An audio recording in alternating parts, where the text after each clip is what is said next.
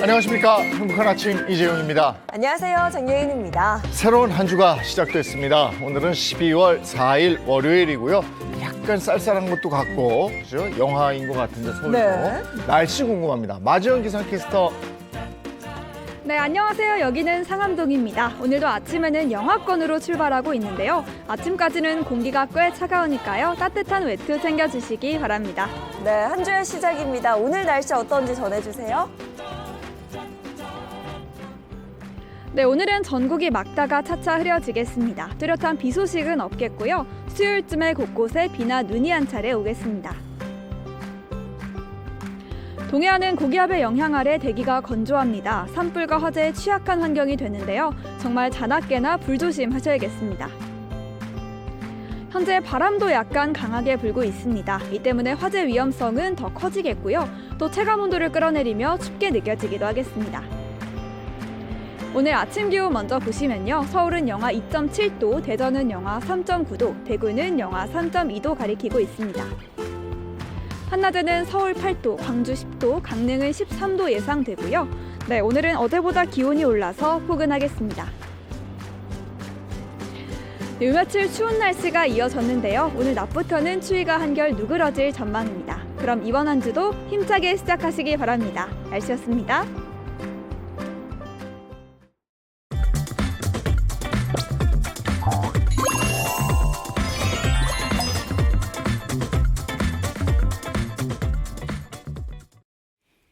화제 이슈를 발빠르게 전해드리는 모닝 브리핑 순서입니다. 허주연 변호사와 함께합니다. 어서 오세요. 안녕하세요. 네, 첫 번째 이슈부터 전해주시죠. 네, 첫 번째 이슈 비정한 엄마입니다. 태어난 지 6개월밖에 되지 않은 어린 아이가 15층 높이의 아파트에서 떨어져 숨지는 사건이 발생했는데요. 알고 봤더니 이 아이의 엄마인 20대 여성이 부부싸움 후에 홧김에 아이를 창문 밖으로 내던진 것으로 드러나서 충격을 주고 있습니다. 야, 정말 도무지 믿어지지 않은 네. 너무나도 끔찍한 소식입니다. 대체 어쩌다가 이런 일이 벌어지게 된 거예요? 네, 사건 어제 아침 6시 20분쯤 광주광역시에 있는 한 아파트에서 일어났는데요. 이 친모 A씨는 채무 문제로 남편 B씨와 다툼을 벌이고 있었다고 합니다. 남편이 집 밖으로 나가자 술에 취한 A씨가 화가 나서 이 아기를 15층 창문 밖으로 던졌다는 건데요. 그 후에 집에 돌아온 남편은 딸이 보이지 않자 경찰에 신고를 했습니다. 딸은 아파트 주민에 의해 1층에서 발견이 됐고 병원으로 이송이 됐지만 끝내 숨지고 말았습니다. 경찰은 A씨를 살인 혐의로 긴급 체포해서 조사 중인 상황입니다. 이걸 어떻게 얘기를 해야 될지 모르겠습니다. 어처구니 없는 사건, 안타까운 사건. 네. 이건 뭐 어떻게 해야 될지 모르겠는데 여러 가지 상황을 포함해서 지금 다각도로 수사를 하고 있다고요? 그렇습니다. 특히 사건 발생 이틀 전에 이 가정에서 가정폭력 신고가 접수된 사실이 있다고 합니다. 그래서 경찰이 정확한 사건 경위 확인에 나서고 있는데요. 지난 1일 새벽 A씨는 경찰에 가정폭력을 직접 신고를 했고 경찰이 현장에 출동했지만 사건 처리를 원하지 않는다라는 의사를 밝혀서 이 수사를 철회했다고 하는데요. 경찰은 이를 토대로 동기 등 구체적인 사건 경위를 따진 다음에 A씨에 대해서 구속영장을 신청할 계획입니다. 아이고 진짜 너무 끔찍한 일이 벌어지고 말았습니다. 자, 다음 이슈 전해주시죠. 네, 두 번째 이슈 생계형 보험 해지입니다. 최근에 나 보험 계약 깼어 이런 말 혹시 많이 들어보지 않으셨나요?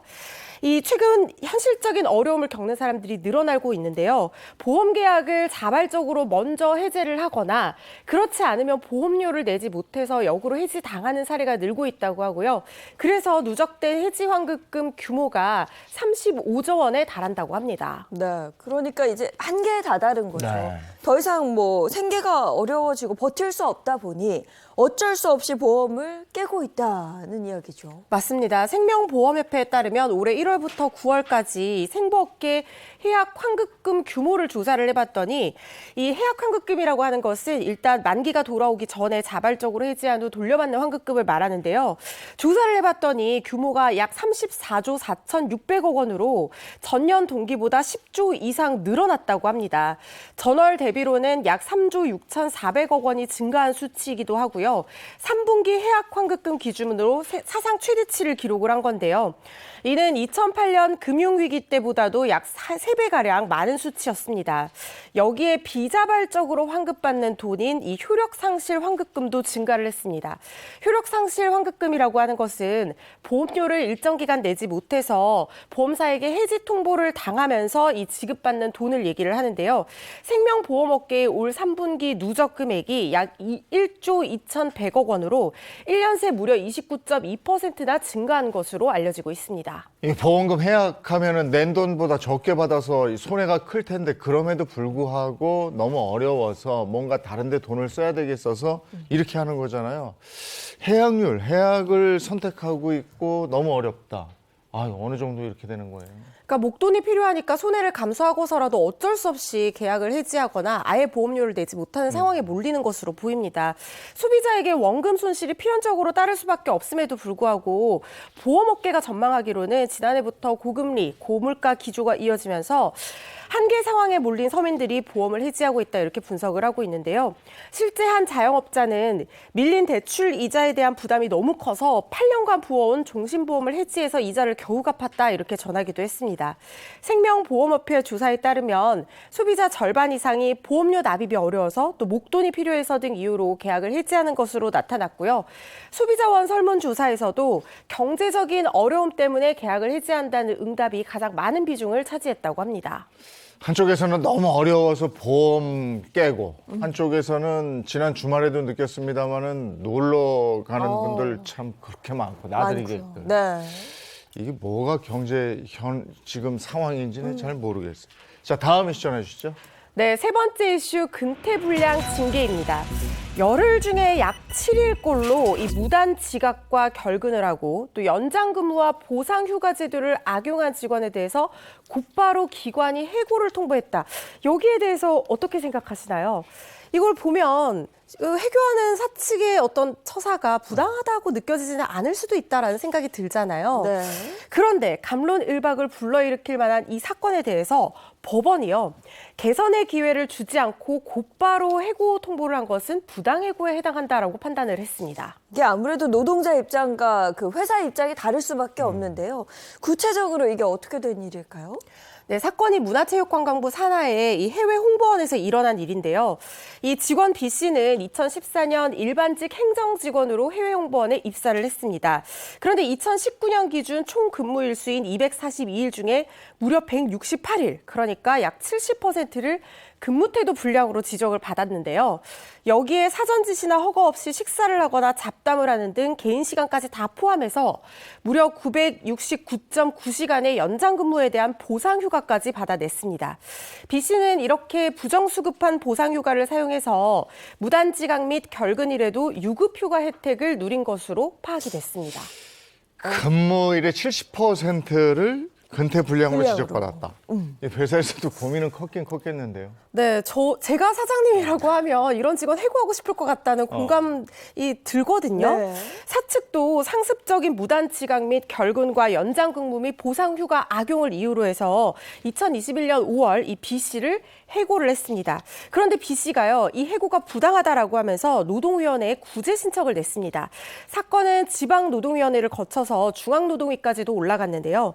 중노위 판단은 징계 사유가 인정이 되지만 곧바로 해고하는 것은 부당하다는 것이었습니다. 그러니까 근태 불량이 인정이 된다고 하더라도 반성하고 나아질 기회를 먼저 주고 그럼에도 개선이 되지 않으면 이 해고를 했어야 한다는 것이 이유였는데요. 이에 사측이 반발해서 재판부에 B 씨를 구제한 이 중노위 판결을 취소해달라는 소송을 제기를 했습니다. 하지만 이 또한 사측, 그러니까 원고 패소 판결로 돌아갔는데요. 재판부도 중노위와 마찬가지 취지로 판단을 했습니다.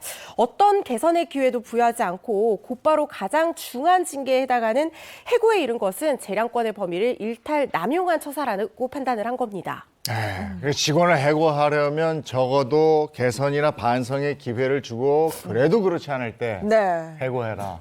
근데 직장인들에게 해고라는 것은 거의 이제 사형 선고나 다름없기 때문에 신중하고 또 신중해라 뭐 이런 정도의 뜻으로 이해를 하겠습니다.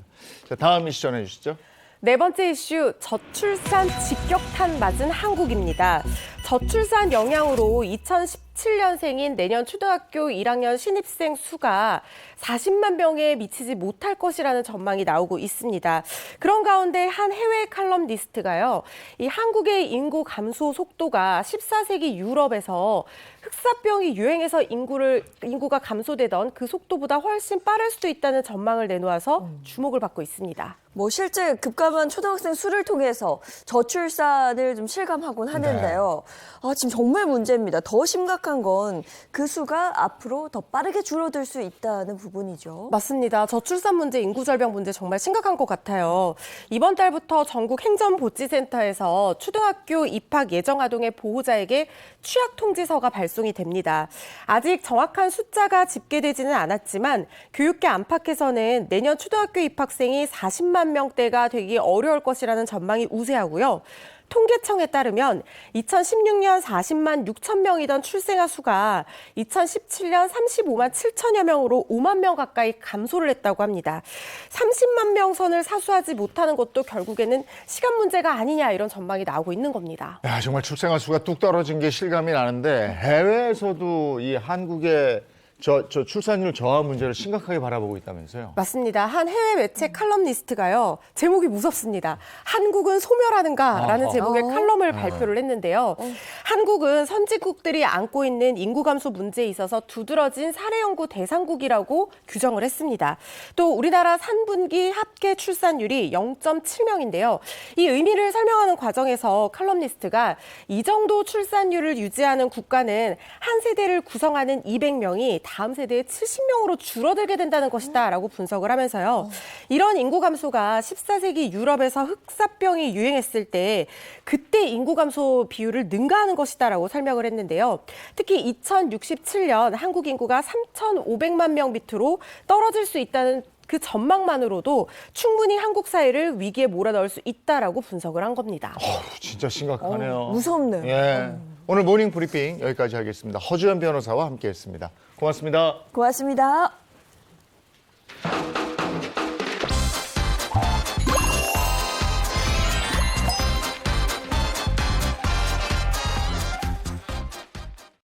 네, 경제 소식 알기 쉽게 알려드리겠습니다. 더 핫한 경제 시간입니다. 네. 내년에도 고금리, 고물가, 고환율, 삼중고가 지속될 것이다. 네.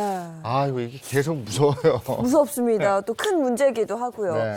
이런 위기를 극복하기 위해 국내 기업들은 특별한 대안을 마련하고 있다고 하는데요. 보다 자세한 이야기를 박수림 씨 그리고 이민준 기자와 함께 나눠보도록 하겠습니다. 네. 안녕하세요. 안녕하세요. 어서 오세요. 네.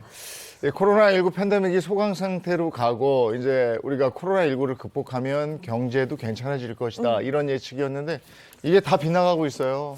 그렇습니다. 이 올해 세계 경제를 한마디로 표현하자면 정말 불확실성이 큰 한 해였다, 이렇게 말씀드릴 수 있을 것 같습니다. 우크라이나와 이 러시아의 전쟁이 2년 가까이 지속되고 있는 가운데 올해는 또 이스라엘과 하마스의 분쟁까지 벌어지면서 세계 정세가 정말 불안정하기 때문인데요.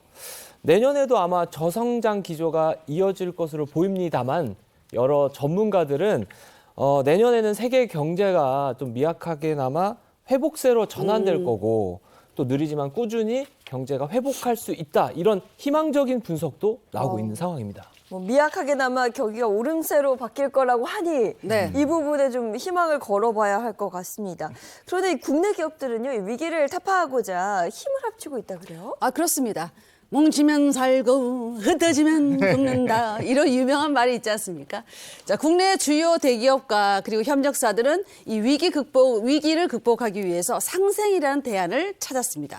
그래서 준비한 오늘의 첫 번째 주제는 상생으로 경쟁력을 키우는 국내 기업들입니다. 네, 주요 대기업하고 협력 관계에 있는 중소기업들이 힘을 합쳐서 네. 이 위기를 극복하겠다, 이건데 상생을 선택한 기업들, 대표적으로 어떤 기업들이 있습니까? 네, 먼저 이 에너지 화학과 이 항공 우주 산업까지 다양한 산업 스펙트럼을 갖고 있는 H사의 사례입니다.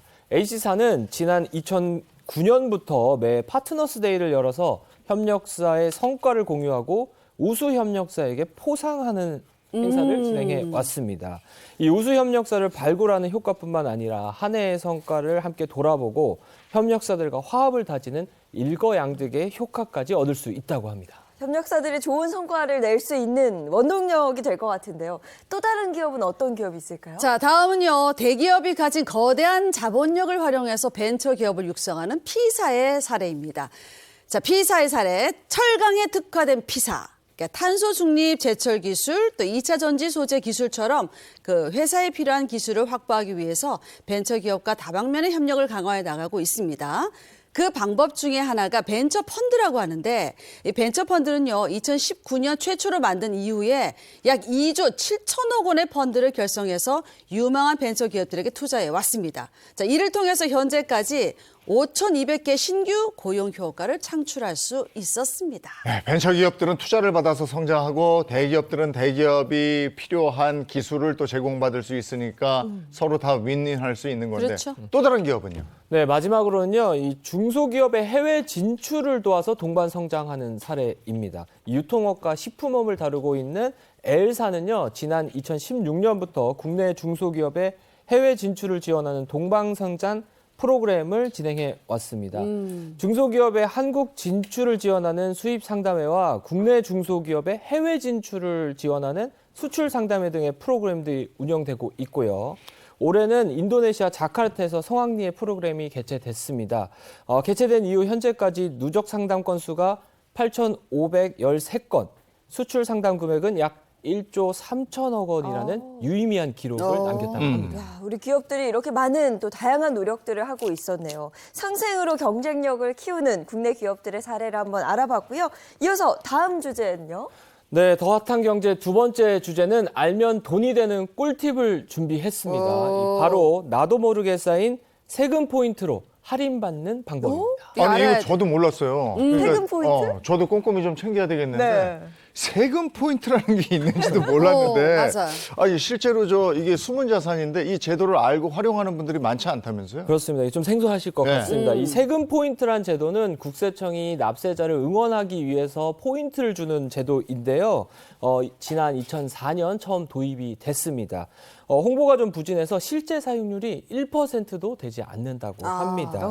세금 포인트는 따로 신청할 필요 없이요. 세금을 내면 자동으로 쌓이고 포인트는 뭐 쇼핑몰이나 박물관, 공항 같은 다양한 곳에서 사용할 수 있습니다. 네. 아니 이게 사용하는 사람이 1%도 되지 않았다.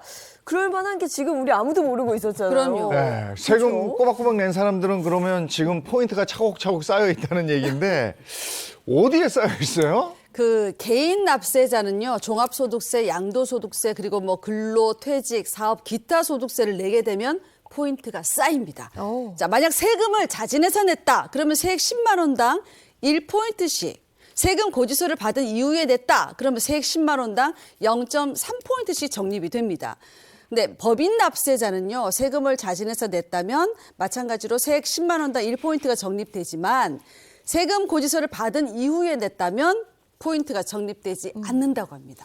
근데 뭐 지금에서 이 세금 포인트를 알게 된 거잖아요. 그래서 드는 걱정은 옛날에 적립된 포인트는 자동으로 뭐 없어지지 않았을까? 걱정하지 이런 마세요. 거거든요. 그렇죠? 네, 그렇습니다. 그건 걱정 안 하셔도 될 것 같습니다. 이 개인의 세금 포인트는 시간이 지나더라도 소멸되지 않고요. 이 제도가 시행하기 3년 전인 2000년부터 세금 포인트가 누적으로 쌓여 왔습니다. 그래서 지금까지 사용하시지 않았다면 한 13년 정도의 포인트가 남아 있다 이렇게 우와. 보시면 될 것 같습니다. 그럼 다만 예. 이 법인 같은 경우는 조금 더 까다롭게 봐서요. 네. 최근 5년치의 이 세금 포인트만 인정해 준다고. 법이 그래요. 그럼 내 포인트를 확인하고 싶다. 그러면 어디 들어가서 봐야 돼? 인터넷으로 들어가야지. 홈택스 홈페이지에서 간단하게 확인하실 수 있습니다. 잘 들어보세요. 자, 로그인 하시고 상담, 불복, 고충, 제보, 기타 요 메뉴에서 세금 포인트 메뉴를 딱 클릭하시면 돼요.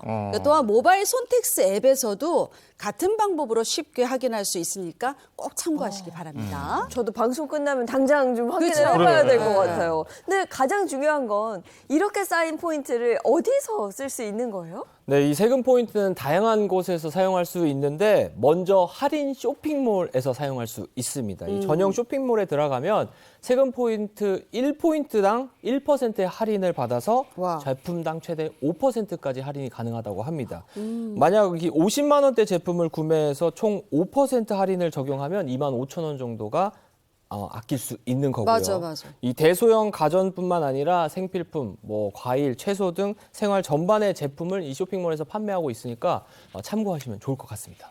아, 그러니까 저 휴대전화 이렇게 쓰고 남은 요금에 포인트 하면 우리 빵집 같은 데 가서 할인 빵 사 적립해줘요. 먹으면 맞죠. 이렇게 엄청 할인 받는 크거든요. 거구나. 그렇죠. 아, 예. 이제 알았어요? 예. 아유. 다른 사용처도 있을 거 아니에요. 아, 그럼요. 자, 국립중앙박물관 국립수목원 입장료 할인입니다. 자, 서울 영산구에 있는 국립중앙박물관은요, 무료로 운영하는 상설 전시 외에 특별 전시, 기획 전시를 보려면 유료 입장료를 구매해야 되는데 이때 세금 포인트 3포인트를 쓰면요, 관람권을 10% 할인받을 수 있습니다. 홈택스 로그인 한 다음에 세금 포인트 혜택 메뉴에서 할인 쿠폰 출력한 다음에 입장권 살 때 보여주면 할인받을 수 있습니다. 자, 같은 방법으로 국립세종수목원, 국립백두대간 수목원 등의 입장료도 20% 할인받을 수 있습니다. 5,000원 입장료를 구매했을 때 1,000원을 절약할 수 있으니까 꼭 참고하시기 바랍니다. 세금 포인트를 잘 활용하면 주말에 이제 문화생활비도 좀 절약할 수 있겠네요. 네. 그리고 또 다른 사용처는요? 네, 이 세금 포인트 5포인트를 사용하면요, 인천국제공항의 비즈니스 센터에서 편안한 휴식 공간을 좋다. 이용할 수 있습니다. 이 보통 공항은 수속 기간이 밀릴 수 있어서 비행 출발 시간보다 더 일찍 도착하곤 하는데요. 대기 시간 동안 공항 라운지를 이용하려고 해도 이 성인 1인당 3시간에 4만 원에서 5만 원 정도 쓰다 보니까 그렇죠. 이 선뜻 가기가 좀 어려우신 분들이 많으실 겁니다. 그럴 때 이 세금 포인트 5포인트를 쓰면 인천공항의 모범 납세자 전용 비즈니스 센터를 무료로 이용할 수 있습니다. 이곳에선 음료와 차, 다과를 기본으로 제공하고요. 또 PC나 복사기도 이용할 수 있어서 업무 공간으로도 사용할 수 있다고 합니다.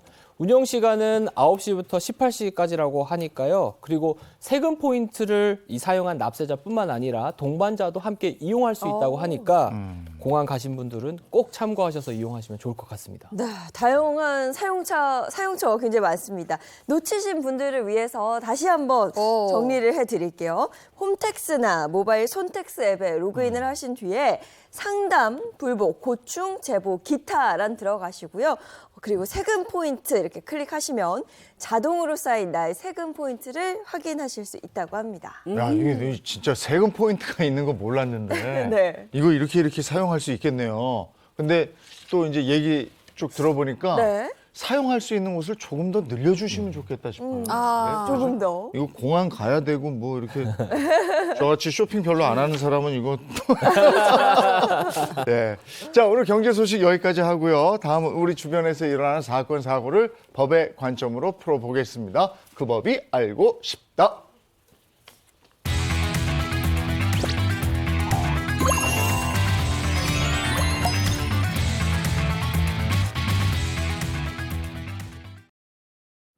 네, 월요일을 항상 유쾌하게 만들어주는 분입니다. 이호선 상담심리 전문가와 함께합니다. 어서 오세요. 안녕하세요. 반갑습니다. 반갑습니다. 오늘은 또 유익한 법을 알기 쉽게 알려주시는 이고은 변호사 또 허주연 변호사 함께합니다. 반갑습니다. 안녕하세요.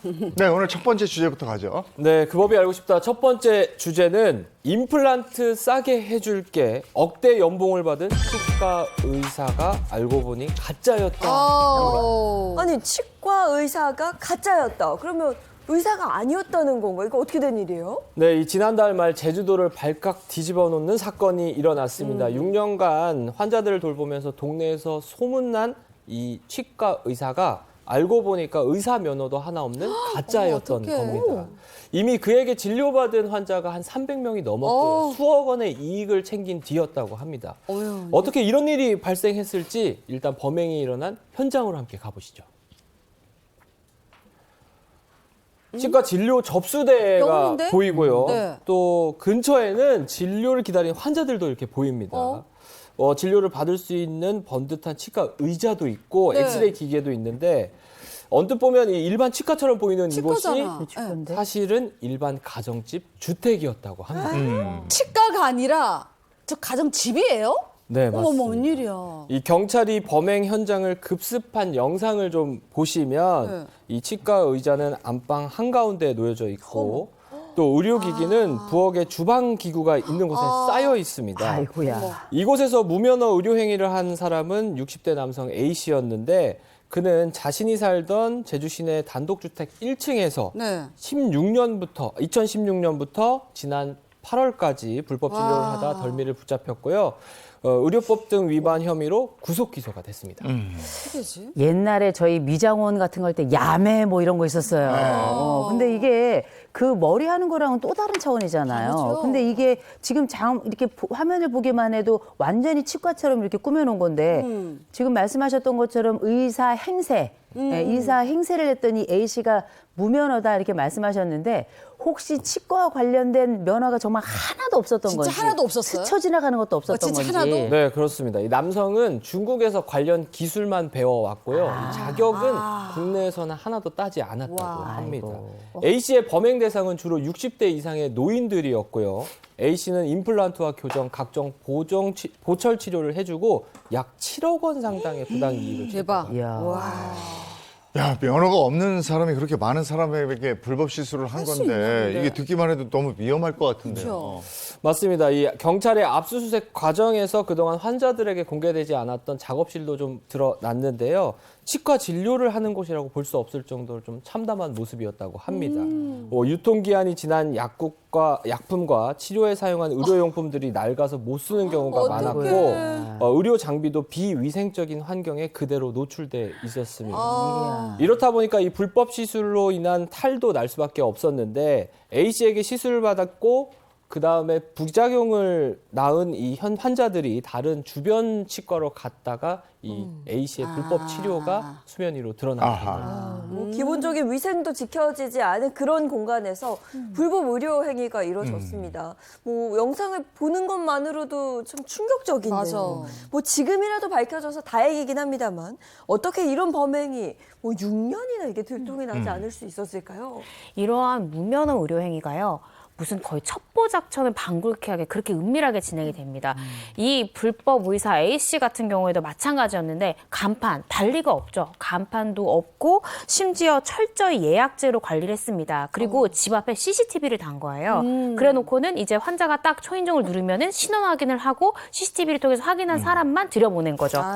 이런 식으로 했는데 임플란트를 좀 싼 값에 한다라는 지인들의 입소문을 타고 이게 그렇죠. 굉장히 번졌는데 그런데 진료비가 그렇게 싸냐? 그렇지도 않았어요. 실질적으로는 원래 받아야 되는 진료비 한 1-20% 정도 싼 정도? 그 정도밖에 할인율이 적용되지 않았는데 왜 이렇게 인기가 많은지 보니까 주말에도 영업을 했고요. 그리고 저도 임플란트 한번 해봤지만 임플란트 하려면 3번, 4번, 5번 치과 계속 가야 되잖아요. 맞아. 그런데 여기는 가면은 단기간에 여러 번 방문할 필요도 없다. 몇 번 만에 치료를 끝내버리는 거예요. 그래서 이런 부분들의 매력을 느낀 소비자들이 굉장히 많이 방문을 했고 피해자가 굉장히 많이 양산된 그런 사건이었습니다. 더 황당한 거는 이 가족들도 범행에 가담했다. 다 가족의 공범이었다는 거 아니에요? 그러니까요. 범행을 말려야 될 가족이 오히려 범행을 네. 도왔다는 거예요. 40대 여성과 50대 여성 두 사람도 같이 불구속으로 송치가 됐는데 이 중에서 40대 여성이 가족이었던 겁니다. 이 여성 어떻게 했냐면요. 간호사 면허가 없는데도 불구하고 간호사 행세를 하면서 진료 행위를 보조한 것으로 확인이 됐습니다. 또 이 50대 여성은 치과 기공소를 운영을 하고 있는데 네. 가짜 치과 의사라는 걸 알면서도 이 치료 보조를 위한 기공물 같은 것들이 필요하잖아요. 그렇죠. 그걸 제작해서 공급을 해줬다는 거예요. 그리고 더 충격적인 건 이런 불법 의료 행위가 이번이 처음이 아니었어요. 이미 3번이나 동종 전과가 있었고 어머머. 심지어 1년 6개월의 실형을 살고 출소를 했던 사실도 있었다는 겁니다. 그런데 출소하고 또 다시 이런 범행을 똑같이 저질렀다는 건데 대단. 여기서 또 하나의 충격적인 무섭다. 거는요. 이 마지막으로 범행을 한 것이 경찰서에서 걸어서 5분 거리였었거든요. 거기서 적발이 됐었는데 이번에도 같은 장소에서 버젓이 불법 의료 시술을 하다가 적발이 된 겁니다. 뭐 등잔 밑이 어둡다 뭐 이런 건가 봐요. 근데 2000년대 초반까지만 해도 이렇게 아까 얘기하신 그 야매 네. 불법 시술 뭐. 이런 데가 있었는데 요즘 또 이러는지 모르겠고 피해자들이 계속 양산되는 이유가 뭡니까? 우리가 임플란트 해보신 분들 다 아세요. 일단 비싸요. 비싸죠. 임플란트가 비싸고 우리가 또 이 치아가 하나만 고장 나는 게 아니라 또 하나 고장 나면 또 고장 나고 또 고장 나고. 맞아. 근데 이런 비용들을 감당하기가 쉽지 않고 우리가 지금 건보에서 많이 도와주고 있습니다만 치아 2개까지밖에 해당이 안 되거든요. 맞아요. 거기다가 우리가 사실 10명 중에 3명, 어르신 10분 중에 3분 거의 대부분 치과 문제를 상시 가지고 있는데 네. 이거 치료하기에는 너무 비용이 부담스러워서 치과 치료를 못하고 있다. 이렇게 알려져 있거든요. 근데 사실 우리 부모들 입장에서 아이들이 커서 능력이 있다 하더라도 그렇죠. 내가 임플란트 고장 날 때마다 네가 해다 이렇게 얘기하기도 되게 좀 부담스럽죠. 부담스럽고 미안하거든요. 근데 보니까 집에서 가까워. 근데 싸. 조금 쪘어. 맞아. 그런데 또 갔더니 또 그냥 다른 사람들도 또 와 있어.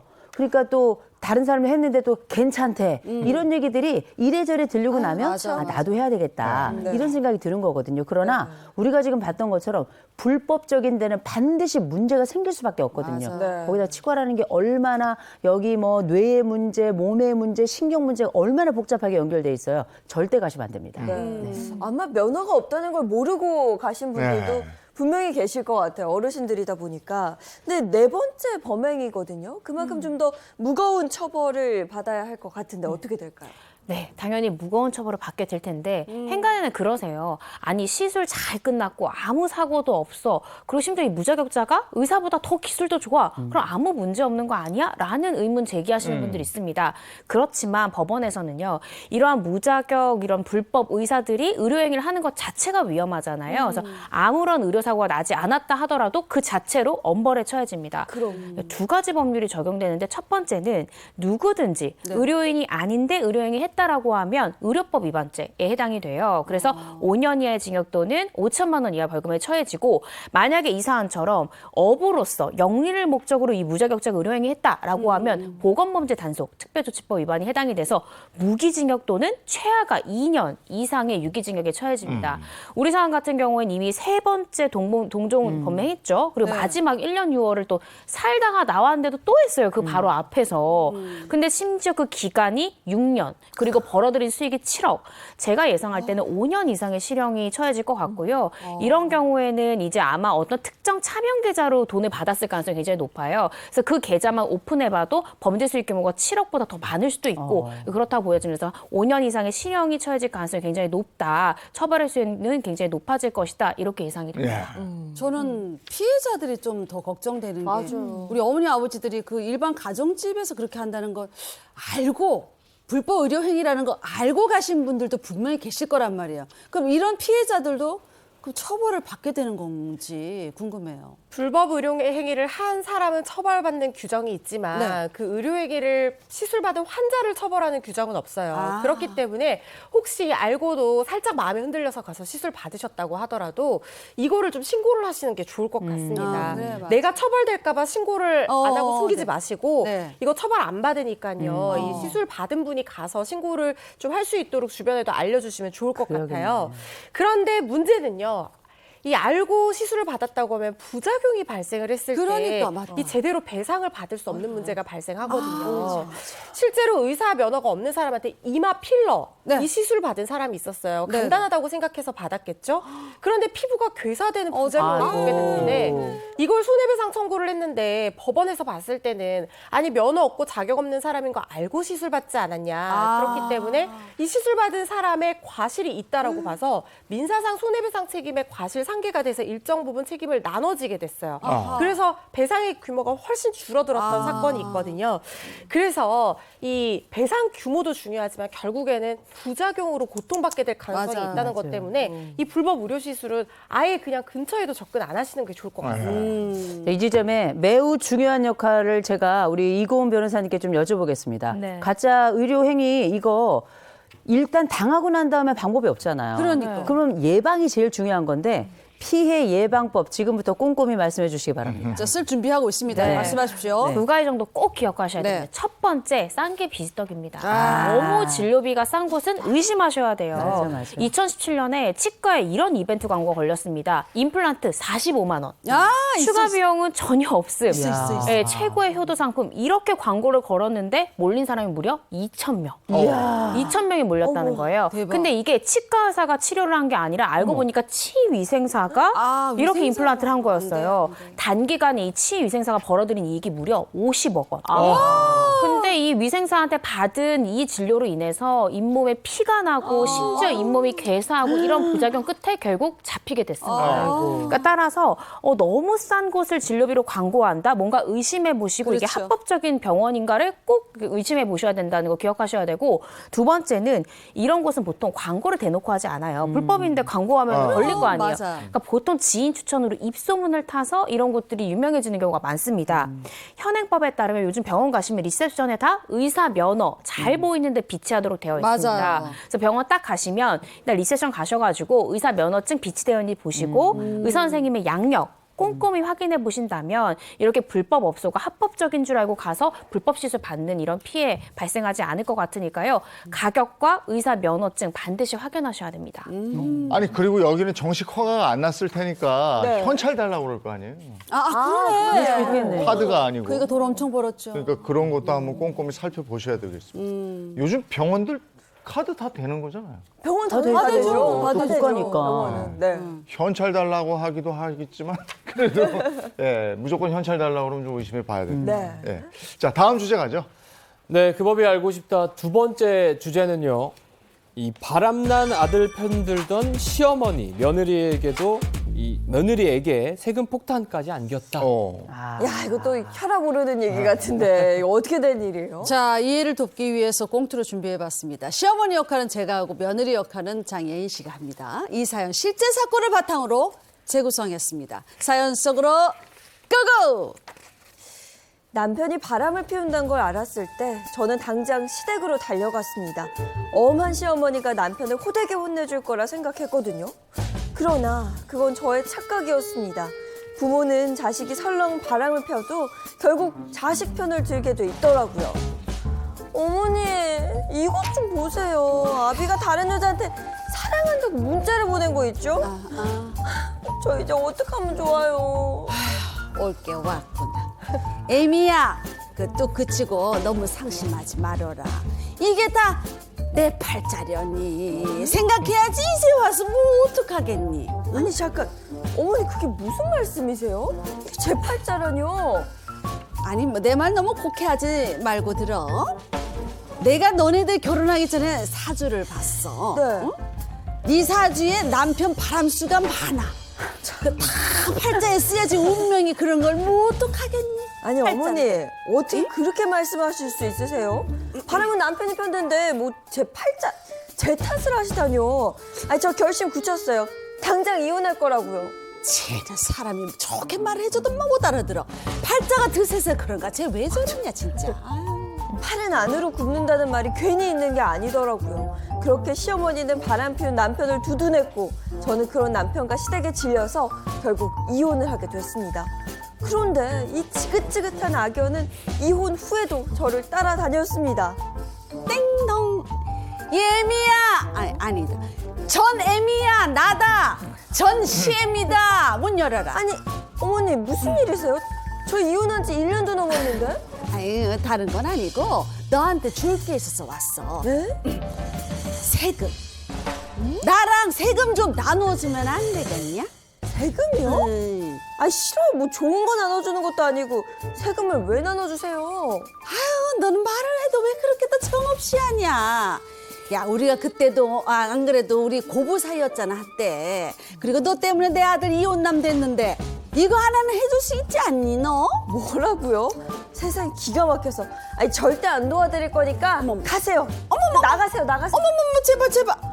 아니 저러니까 팔자 드세단 소리를 듣지. 아유 세상에 엄마. 진짜. 지난 일에 대해 사과라도 하실 줄 알았는데 사과 대신 세금 폭탄을 안겨준 시어머니. 며느리였을 때도 그렇게 당했는데 저 또다시 당할 수는 없습니다. 이 세금 좀 안 낼 수 있는 좋은 방법이 없을까요? 이거 어떻게 해서 뭐 세금 폭탄을 맞았다는 건지 시어머니 때문에 며느리가 세금을 떠안았다? 이거 어떻게 된 일이에요? 네, 이 남편과 시어머니에게 2번이나 쓴 상처를 입은 여성의 사연입니다. 30대 여성 김연상 씨는 친구의 동생 연하남 씨에게 적극적인 애정 공세를 받았습니다. 친구의 동생과 사실 잘 될 거란 생각은 전혀 하지 않았는데 이 결혼하면 손에 물 한 방울 안 묻히고 호강시켜주겠다는 이 연하남의 듬직한 말에 마음의 문을 열고 청혼을 받아들였다고 합니다. 당시 이 연상녀인 김 씨는 아파트 한 채가 있어서 이 두 사람은 그곳에서 신혼살이를 시작했고요. 그러나 그녀는 며칠 만에 결혼을 후회하게 됐습니다. 이 손에 물 한 방울 안 묻히겠다고 했던 남편은 매일 눈물바람을 짓게 만든 겁니다. 에휴, 당했어. 물 한 방울 안 묻히게 해주겠다. 이런 허무맹랑한 말은 믿으면 안 되죠. 근데 갑자기 어떻게 돌변하게 된 거예요? 이게 술자리를 좋아하던 연하의 남편이 매일 외박을 좀 했고요. 그러다 이 유흥업소에서 만난 여자와 눈이 맞아 손님까지 차렸어요. 아이고, 웬일이야. 씻을 수 없던 상처를 입은 이 김 씨는요, 이 시댁 식구에게 하소연을 했는데 그마저도 소용이 없었습니다. 시어머니는 오히려 이 팔자가 드센 며느리가 아들의 앞길을 막는다면서 독소를 퍼부었고요. 아들의 외도는 이 너가 내조를 못한 탓이라면서 김 씨의 탓으로 돌렸다고 합니다. 야, 아니 연하와 사랑에 빠진 게 죄는 아니잖아요. 맞아. 아니 지금 이 결혼 시작하자마자 얼마 되지도 않아서 이런 일이 벌어졌는데 이 시어머니가 위로는 못할 망정 며느리에게 네 팔자가 어쩌느니 이러니 저런 얘기를 하는데 야 제가 볼 땐 이건 완전히 맨살 까진 살에다 소금 뿌리는 거하고 똑같습니다. 아우 너무하시네요. 그렇습니다. 이 극심한 스트레스를 받았던 김 씨는 우울증 판정을 받고 정신과 치료를 받게 됐는데요. 뿐만 아니라 이들의 이 경제적 상황도 좀 심각했던 것 같습니다. 남편은 아내 명의의 이 아파트를 담보로 대출금을 받아놓고 대출금을 갚지도 않았고요. 아이고. 이 생활고에 시달리던 아내는 친정으로부터 매월 300만 원씩 받아서 생계를 유지했다고 합니다. 그러나 서울에 2채나 아파트가 있는 이 시어머니는 한 푼도 도와주지 않았다고 하고요. 결국 김 씨는 살고 있던 아파트까지 팔아버릴 수밖에 없는 상황이 발생했습니다. 이런 문제가 쌓여서 폭발한 김 씨는요, 결국 3년 만에 남편과 이혼하게 됐습니다. 근데 이거는 이혼할 만하지 않아요? 남편과 시어머니에게 정말 결혼 생활 내내 시달렸습니다. 그냥 김 씨로서는 그냥 갈라서는 게 낫겠다 뭐 이렇게 생각을 할 수밖에 없었을 것 같아요. 네, 근데 이들의 악연이요 여기서 끝나지가 않았습니다. 이혼한 지 1년 만에 국세청에서 1년 전에 당신 아파트 팔았으니까 양도소득세 내세요 라면서 통지서가 이 며느리한테 날라온 겁니다. 근데 며느리가 이상했어요, 김 씨가. 내가 가진 게 아파트 한 채뿐인데 왜 나한테 세금을 내라고 하지? 그렇죠. 왜냐면 아시다시피 1세대 1주택자는 세금이 안 내는 거잖아요. 왜 이런 일이 발생했을까 이상했는데 국세청은 김 씨한테 당신 1세대 1주택 아니다. 1세대 3주택자다. 라고 통지를 한 겁니다. 어찌된 일인가 했더니 이 시어머니가요. 이 김 씨가 전 남편이랑 살 때 몰래 이 김 씨 집에 전입신고를 해놓았던 거예요. 그래서 이 양도소득세 폭탄을 맞게 된 겁니다. 완전 당했다. 시어머니하고 같이 산 게 아닌데 어쨌든 그쪽으로 전입신고를 했으니까 가구니까 1세대 뭐 2주택, 3주택 네. 그렇게 되는 거예요. 네, 그렇습니다. 그런데 전입신고를 왜 시어머니가 했냐면요. 네. 건강보험료를 아끼기 위해서 이 아파트 2채에 대한 월세 수입이 있는데도 불구하고 이걸 숨기고 보험료를 내지 않으려고 아들 부부가 같이 사는 아들 부부 있는 집으로 주소지를 옮기고 아들 직장보험의 피부양자로 자기를 올린 거예요. 아이고. 그 바람에 말씀하신 것처럼 1주택자였던 며느리가 이 2주택자인 시어머니와 같은 세대로 묶이게 되면서 3주택자가 된 겁니다. 그래서 수천만 원의 억울한 양도세가 부과가 된 거죠. 이거는 아니죠. 아까 말씀하신 그 까진 데가 소금 뿌렸다가 거기다 고춧가루까지 더 뿌렸어, 지금. 아파트를 며느리 명의로 해준 것도 아니잖아요. 그 3주택자가 됐다. 이런 억울한 상황은 왜 생기는 거예요, 이거? 근데 이런 일이요. 현실에서 은근히 왕왕 생깁니다. 첫 번째 케이스가 이제 부모님 연로하시면 은퇴를 하시잖아요. 은퇴를 하게 되면 건강보험료, 건보료가 엄청 뜁니다. 그럼 이걸 좀 피하고자 자녀의 피부양자인 척 가짜로 이제 자녀의 주소지로 옮기는 경우가 있으세요. 근데 만약에 부모님한테 주택이 있었다 이러면 이 자녀가 1세대 다주택자가 돼서 억울하게 양도세를 부과되는 그런 경우가 있고 두 번째는 요즘 젊은 부부들 다 맞벌이 하잖아요. 네. 딸이 낳은 자식 누가 키워요? 친정어머님이 키우잖아요. 그럼 친정어머님이 우리 손주 예쁘니까 어린이집 가기 전까지 딸 부분에 같이 얹혀 사는 경우가 맞아, 있어요. 그런 경우 있죠. 주소지를 이전을 했는데 이 어머니한테는 시골에 작은 주택이 있었어요. 그럼 이 딸 부부도 아파트 한 채를 가지고 있는 경우에는 이 딸이 1세대 다주택자가 되는 거죠. 그래서 이런 경우가 많은데 이때도 국세청은 친정어머니도 같은 세대원이기 때문에 딸도 1세대 다주택자다라고 하면서 양도세나 취득세 과중하게 부과하는 경우가 있습니다.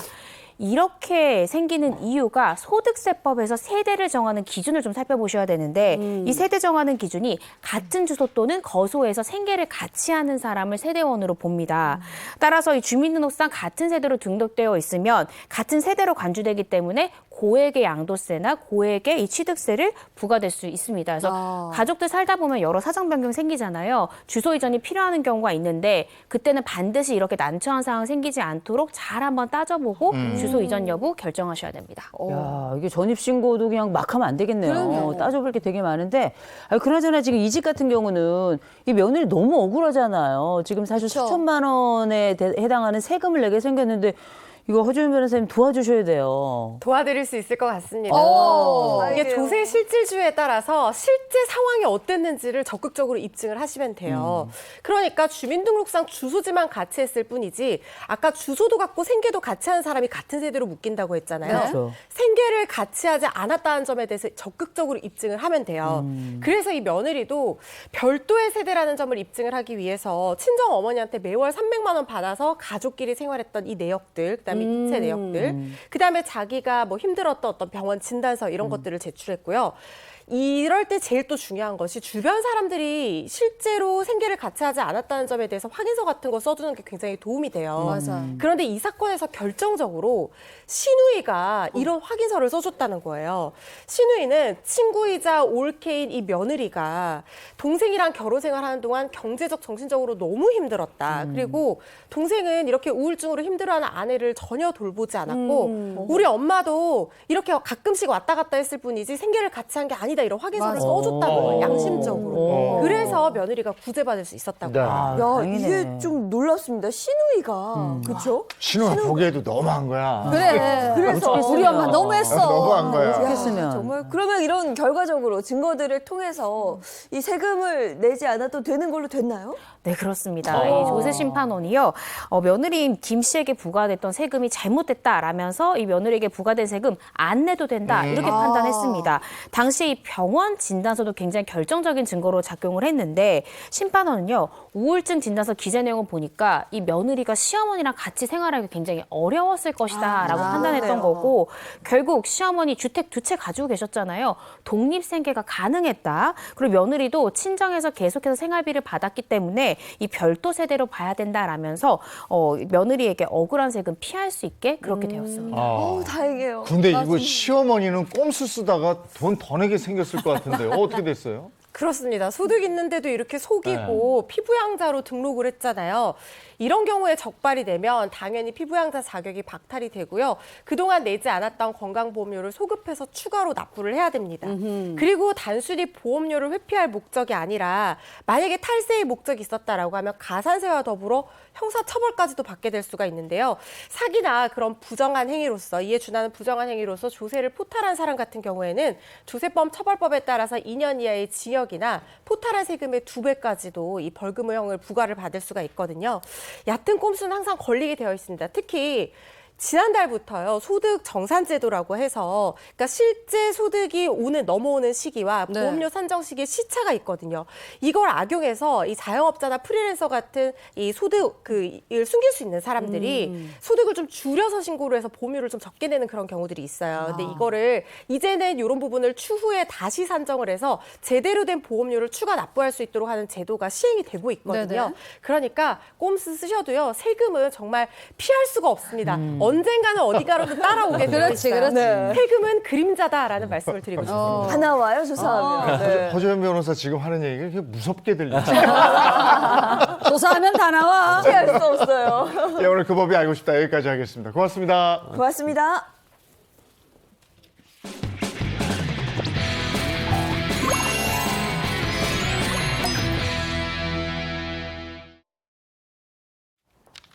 라떼는 말이야. 오늘의 주제는요, 바로 이겁니다. 짧아도 안 됐고 길어도 안 됐다. 미니스커트와 장발을 금지했던 그때 그 시절입니다.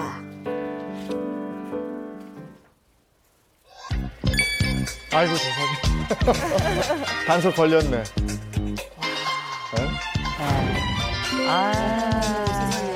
학생들도 아니고 애들도 아니고 그렇죠. 어른들은. 저 미니스커트 길이 돼. 바로 돼요? 그냥 머리카락을 자르는 거예요? 요즘 같은 그런 상상도 못하는 게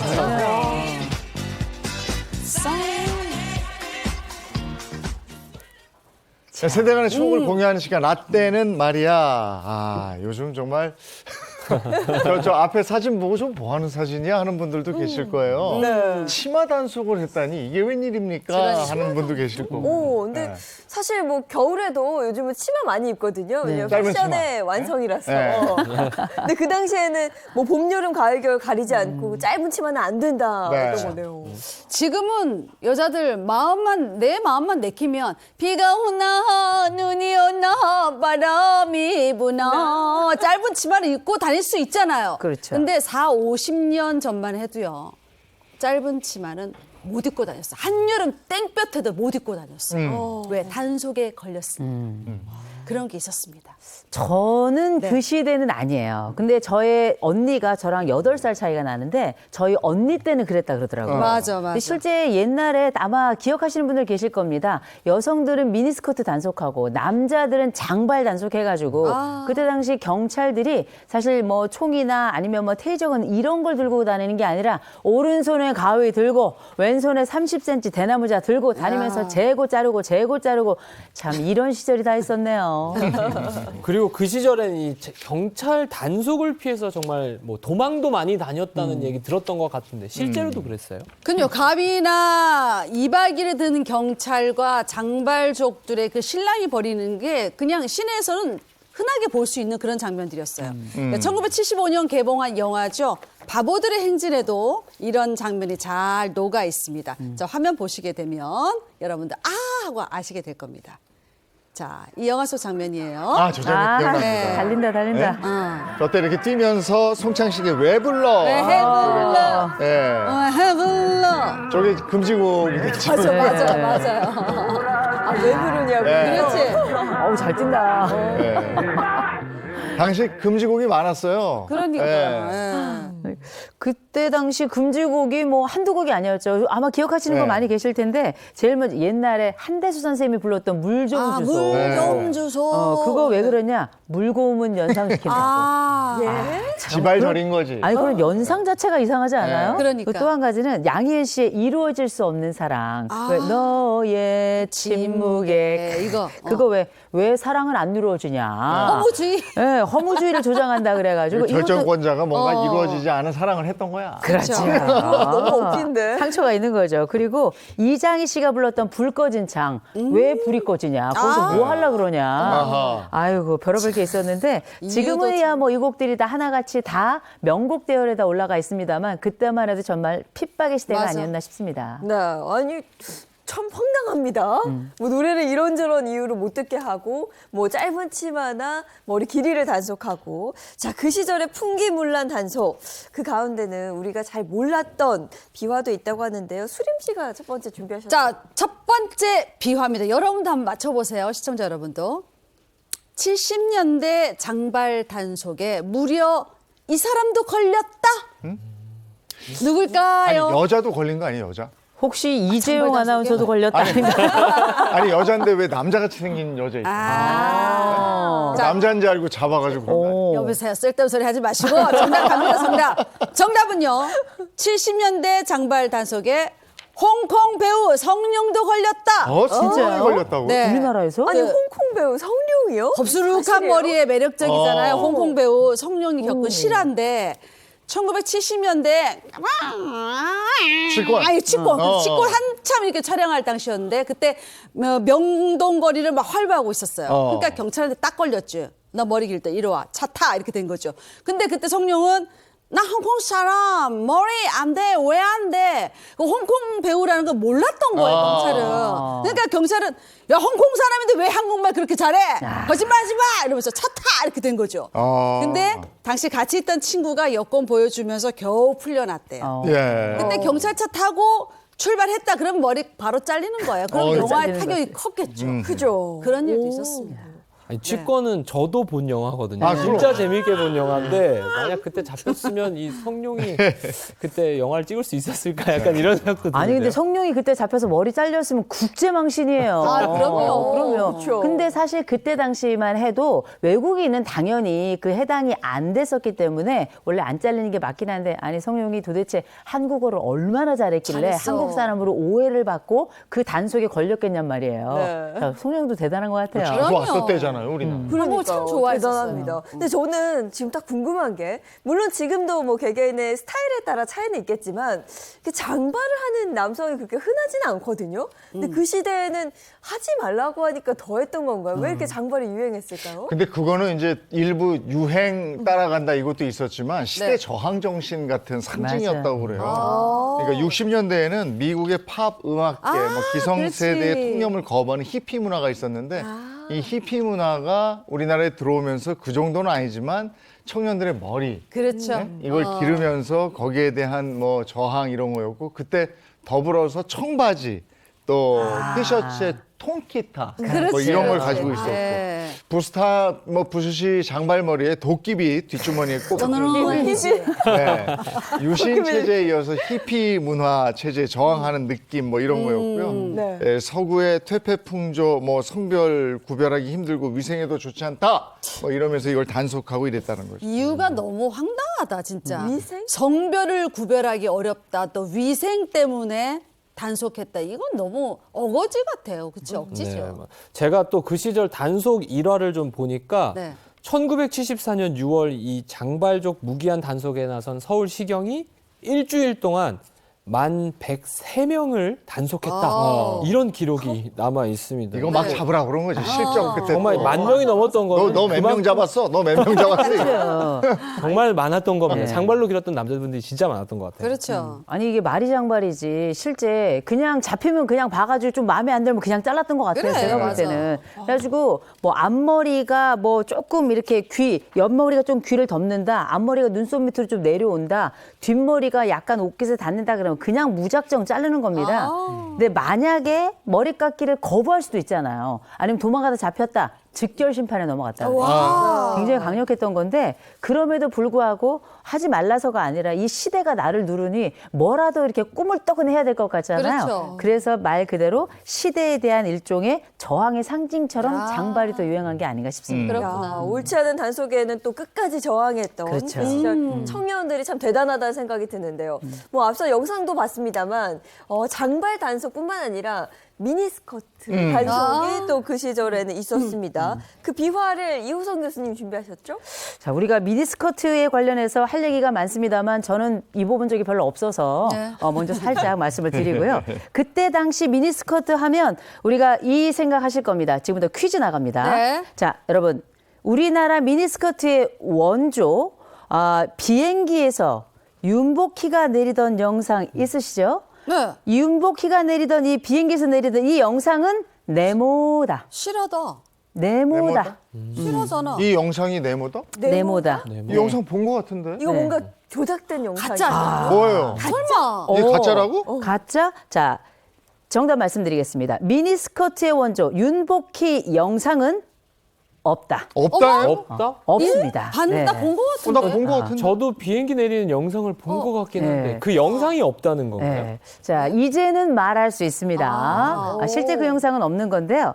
1960년대 이때 윤복희 씨가 정말 미국에서 날아와 혜성처럼 우리나라에 등장하게 되는데 내가 마냥. 그때 그녀의 원조 수식어가 바로 미니스커트의 원조다라는 네. 거였는데 일명 미니스커트 1호라는 거죠. 근데 그때 1967년 1월 6일에 미국에서 귀국할 때 김포공항에 도착을 했는데 네. 이때 미니스커트를 입고 그녀가 이렇게 내려오는 장면 아마 그런 기억을 사진을 보셨던 걸로 기억하시는 분들도 계실 것 같은데 네. 사실 그 증거가 없다라는 그래요? 거예요. 이게 또 없다. 이게 원래 어떻게 된 거냐면 CF가 하나 있었는데 네. 이 CF에서 그 윤복희 씨가 당시 미니스커트를 입었던 것처럼 묘사한 장면이 방송이 됐던 거예요. 그러면서 사람들이 착각을 한 거죠.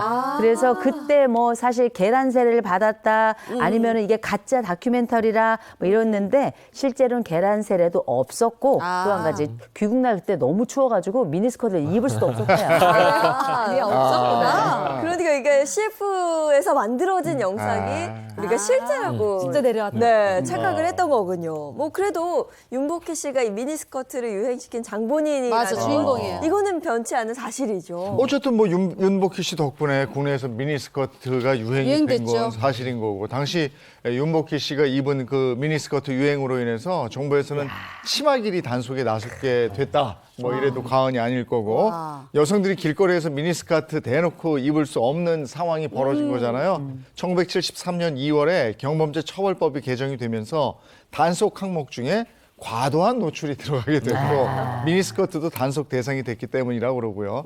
당시 경찰은 30cm 자를 들고 다니면서 치마가 무릎에서 17cm가 올라간 경우에 치마 속단을 뜯어서 밑으로 내려라 이랬다고 그러고 여성들은 마의 17cm를 넘지 않기 위해서 단속을 하면 17cm. 배에 힘을 주고 치마를 최대한 밑으로 내려. 계속 요즘은 계속 올리는데. 야, 이거 상상이 된다, 상상이 돼. 여기 무릎 위 17cm라는 기준도 좀 이상하고 그러게. 누가 정했는지도 정말 20도 아니고 이상하고 17. 황당한 모습이 진짜 많은 것 같습니다. 그리고 그 당시 미니스커트 단속 현장이 기사에도 종종 났었다 그래요. 네, 그 시절 웃지 못할 단속 현장들이 기사에 실리기도 했어요. 1973년 3월 10일자 동아일보 보도입니다. 10일 오전 9시경 서울 명동 N다방의 23살 강모양이 무릎에서 한 뼘 이상 올라간 초미니 스커트 차림으로 다방 근처 빌딩에 커피 배달 나갔다가 경찰에 적발됐다가 훈방됐습니다. 자, 강양은 맞춰놓은 옷이라 버리지도 없고 새 옷을 해서 입을 돈도 없어서 고민입니다. 이렇게 울상을 지었다고 해요. 내용에 그런 기사가 실려 있습니다. 또 73년 4월에는 미니스커트를 입고 길을 걷던 김 모양이 직결에 넘겨져 이틀간 구류를 살았다. 아이고야. 이런 기사도 있고요. 이러다 보니 아가씨들이 미니스커트 길이가 괜찮은지 파출소 가서 이 정도 선생님 길이 괜찮습니까? 이렇게 물어본다고 막 그런데요. 이런 해프닝도 있었대요. 네, 야 정말 예쁜데, 예쁜데 그쵸? 그 시절 정말 웃지 못할 그런 일인 것 같습니다. 또 이와 관련된 세 번째 비화를 이번에는 이재용 아나운서 준비하셨죠? 풍기문란 단속 세 번째 비하인데요. 그 시절 황당한 경범죄 처벌법인데 네. 70년대에는 네모를 해도 처벌을 받았다. 네모를 해도. 범죄. 별게 다 처벌의 대상이고. 길거리에서 뽀뽀를 해도. 네? 그 경범죄 절대 있을 수 처벌법이에요. 없는. 뭐 경벌- 치마 얘기 나왔으니까 안 되겠다. 어깨를 이렇게 파도 노출을 조금이라도 하면. 몸에 옷에 구멍을 내도 그거 보자기 쉬웠을 것 같아요. 자, 보죠. 70년대 뭘까? 뭘 해도? 네모는 새치기입니다. 새치기를 해도 처벌을 받았다. 엄격했네. 새치기 네. 뭐 요즘엔 새치기 잘 안 하시긴 하지만 네. 그때는 그럼 새치기를 해도 아예 처벌을 받았다고 하는 그렇지. 거죠. 경범죄 처벌법이 있었으니까 야. 그때는 뭐 새치기에도 그랬는데 70년대 유신 정권 때는 일상생활에서 흔히 일어나는 경미한 범죄도 처벌되는 일들이 많이 발생했고요. 1973년 3월에는 경범죄 처벌법이 발효되면서 장발 단속이 법제화되던 시절이었고요. 네. 또 다른 눈여겨볼 만한 행위들은 어떤 것들이 있었는지 함부로 휴지, 담배꽁초를 버리거나 침을 뱉으면 또 위반이 됐고 술주정, 유언비어 유포, 비밀 댄스 교습 행위,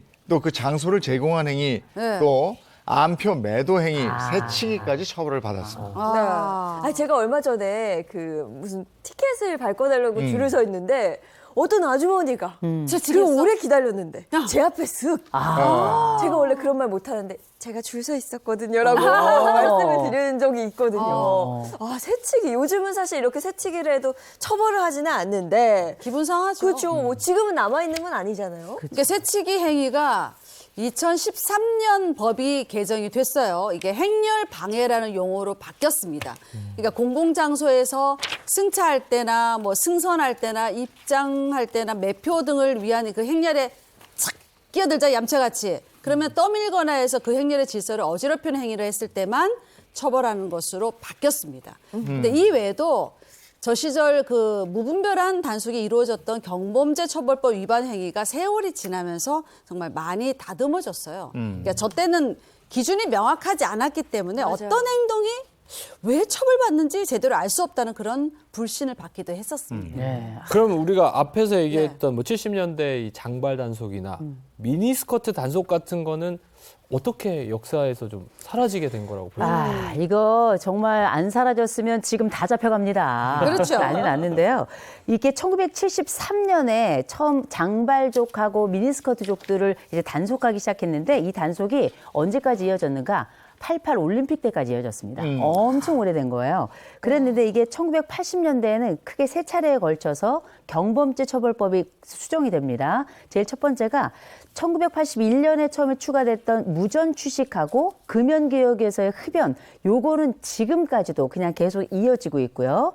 그런데 그 외에 불필요한 단속에 의해서 불만이 계속 제기되니까 네. 서울올림픽이 개최되던 1988년에 들어서 비로소 장발족하고 미니스커트 이거 너무 과도하다, 이거 그렇지. 부당하다. 그래서 처벌 규정이 삭제됐는데 지금은 뭐 옛날 얘기가 돼서 정말 옛날이요 이런 얘기가 됐습니다만 근데 옛날에는 그 왜 버스 탈 때에도 굉장히 새치기 많았고요. 무단횡단도 되게 많았었어요. 좀 고쳐져야 됐었던 거예요. 네, 그런 것들이 좀 많아서 그런 건 있었는데 지금이야 뭐 우리나라가 또 문화시민 문화국가 아니겠습니까? 그럼요, 네. 그럼요.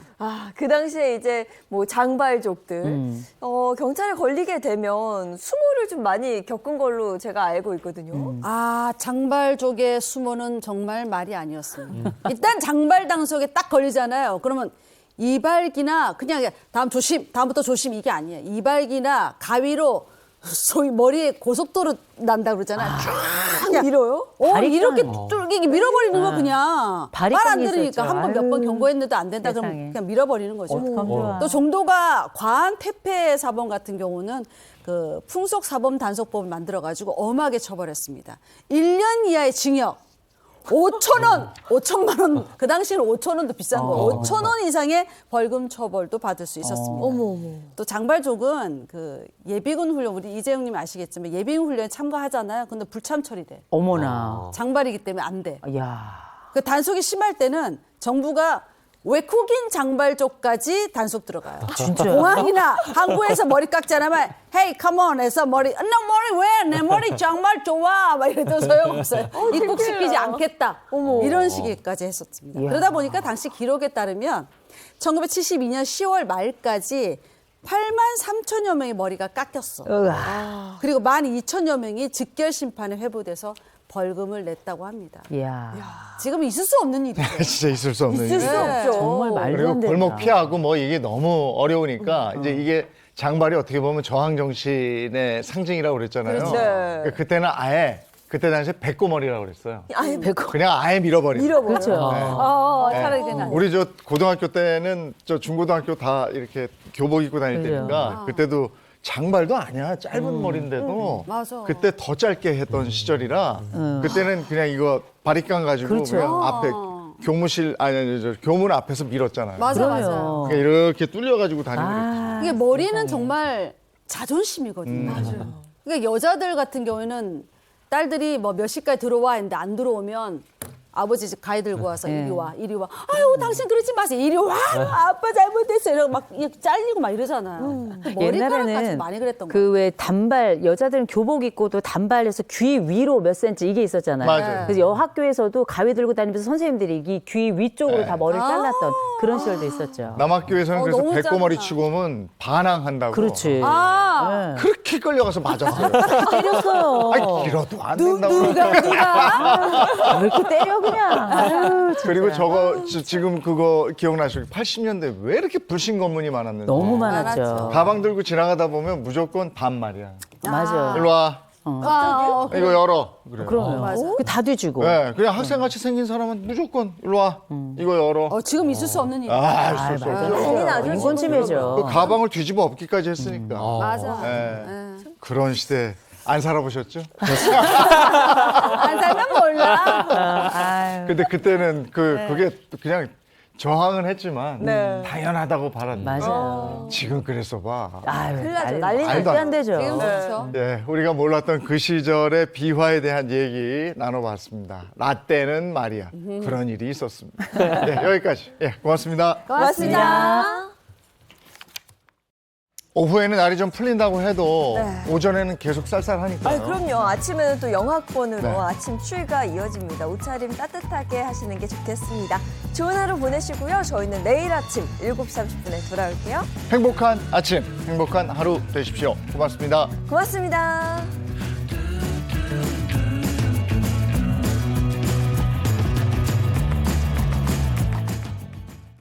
채널 A